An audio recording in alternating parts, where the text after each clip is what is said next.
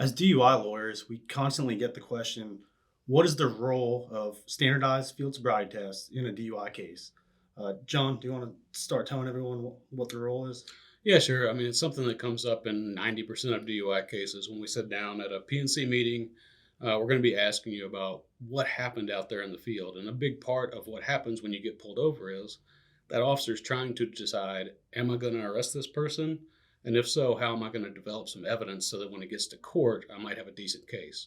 And that's where the field sobriety tests come in. So those tests are standardized. There's three of them. We talk about this horizontal gaze nystagmus. When the officer is looking at your eyes, he's not looking to see if you could actually follow that pin. There's a little bit more to it than that. We can get into it in a later video. There's also the one leg stand, which people are familiar with, and walking down the line. Those are the three basic standardized tests. There are some other ones that sometimes come up, but those are the most frequent. Right. And generally speaking, what do you give someone advice as to whether they should perform those tests or if the officer has already made up his mind prior to completing those tests? It does depend on the case, but what people need to know is there is no obligation, no legal obligation whatsoever for you to do standardized field sobriety tests.